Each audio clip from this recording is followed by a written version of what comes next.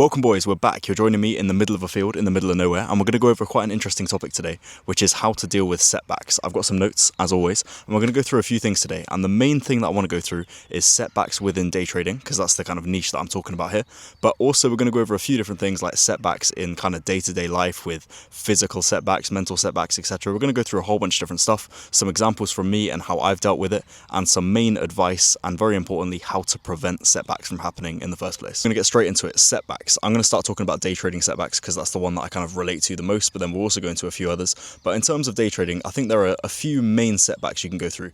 The first one is obviously going to be losing a whole bunch of funding or blowing some sort of account. So if you haven't yet got funding, it's going to be blowing an account, not getting that funding. And if you have got a bunch of funding, it's going to be losing that funding and either going back to square one of absolutely zero or just kind of taking a heavy setback and going back to a smaller amount. So for me personally, I think it was about 400k worth of funding at my peak, and it's dropped back down to around 250k of funding right now after a major loss streak on a whole bunch of different accounts.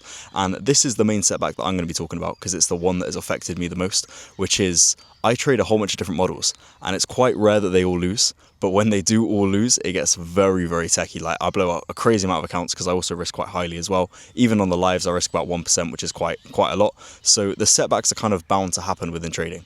And in terms of other setbacks outside of trading, physically, I injured my knee. I bust up my knee. If a few of you guys know me like in person, I absolutely mashed up my knee. I was meant to go for a 10k run, like doing a race for charity, and I had to drop out, which was really devastating because I was training for the race, and then I went through that major setback of a physical injury, which kind of my main vice, my main way to kind of get out of my head and fix my mental a lot is to do physical activity. So when I wasn't able to do that, that was quite a big detriment. It was definitely really tough, but there was a few ways that I dealt with it and the ways that I was able to recover both physically with actually recovering my knee and also the kind of mental recovery as well. Now, in terms of trading, there's a few main ways to deal with these setbacks. If the setbacks we're talking about are losing money on a live account or losing funding, the main ways that you can deal with these setbacks going forwards is to either get more money coming in so you care less about the funded accounts because you have more money, or it's just going to be to reevaluate the plan. It's going to be, if you're losing a whole bunch of accounts and it's having a big setback, it's having a kind of issue and impact on your mental, then just drop the risk. Because then you have more trades, you have more losses in the bank before you blow the account, and you kind of drop the risk to something that you're comfortable with. If you're buying a massive account, like a 100k account, and you're getting emotional risking like 1.6% or 2%, then just drop it to 1%. Bro, if you're even that emotional about that, drop it to 0.75%, 0.5%. I wouldn't recommend doing that on an eval. If that is the case, then I would recommend dropping the account size rather than dropping the risk on a bigger account. But that's a topic for a different time. But the main way you can kind of deal with this is getting more money in so you care less about it, and also dropping that risk or dropping the account size and kind of scaling back and kind of looking back at your plan. In terms of physical setbacks, it's going to be pretty much the same, to be fair. It's going to be taking a step back. It's going to be looking at the plan. Why did this happen? Was the injury from some sort of overuse of a ligament? Was it kind of doing too much too soon? If that's the case, we can reevaluate the plan, scale it back.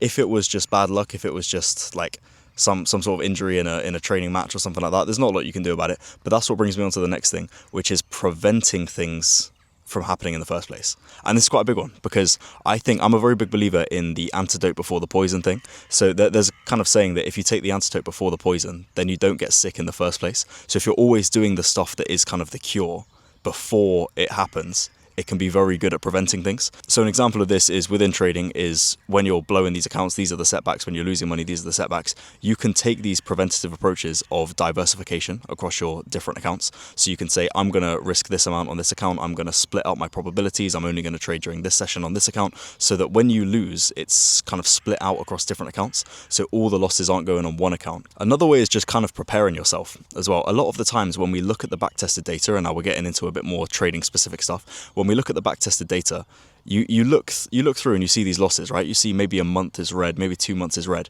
When you're backtesting it, you're like, okay, that's fine. As long as it's not more than like 5 or 6 months of red, that's completely fine, right? I'll be able to get through that. But when you're live trading it, it's a completely different ballgame. Like when I look at some of my backtested data for some of my higher risk to reward models, and it's like 10 losses in a row. And I'm thinking, bro, like it's fine when you look at the data, but when you go through it and that 10 losses is split across an entire month, you're losing the entire month. You're losing every single trade for the entire month. That is going to have an impact unless you prepare yourself for it. And that's where the backtested data comes in, is you look at the backtesting and you go, okay, we know this could happen. We know this like has a chance of happening. I'm going to mentally prepare myself for this so that when it comes, it's going to be less draining. I think the moral of this is that setbacks come in all kinds of shapes and sizes, and it's more about how you deal with it and how you prevent them as well. It's kind of inevitable. If there is one inevitability, it's going to be like things are going to go wrong, right? It's always going to go wrong. It's never going to go perfect. There's always going to be things that you're going to struggle with. You're going to have setbacks in trading, in real life, all of this stuff, right? And it's more about how you deal with them, and it's more about, more importantly, how you prevent them, right? If you can think about what could possibly go wrong during this, or what could be a setback before you actually go through the setback, you're always more prepared. Even if you're not 100% prepared, you're always more prepared, and you're always in a better position than if you would have just full sent it and just gone through it. So always think about the kind of worst case scenario. What could some setbacks be here? Is there anything I can do to prevent it critically? And if not, at least I can start thinking about what would I do if this happened, right? So you always have to think about it. If I pass a whole bunch of funding, I need to think, okay, when I risk this, and I'm risking 1%, I know that in 10 trades on a 10%, I'm going to blow the account. If it's on futures, I know that I've got 4 trades and that'll blow the account. Maybe on futures, I risk less because I know that instead of 4 trades, I want 8 trades. It makes more sense, 0.5%, risk half the amount I would. And if you have that plan in place, that's the preventative measure. That's what kind of helps you overcome the potential setbacks, because you either eliminate them or you just reduce the amount of kind of toll that it's going to take because you did what you could to eliminate them. And the final point here is that, bro, it's going to happen again. You're going to go through setbacks. Everything's going to happen. It's just completely normal. Like, this is not going to be the last time you go through setbacks. If you're watching this and you're going through some sort of setbacks, I know that my setbacks, they're probably not even that bad in the grand scheme of things compared to something that could happen later on. Like, I would much rather blow a few 100K of funding right now than have a live account and, I don't know, fuck up the risk or something and just lose an insane amount of money, or blow all of my funding because of a news rule or something like that. There's always things that could be worse. There's always things that could happen. So being appreciative for your current situation as well also can have a great impact on your mental. So hopefully you guys enjoyed this little yap session, this little random field. I'm going to record another one straight after this, mate. So yeah, hopefully you guys enjoyed it, and I'll see you guys in the next one.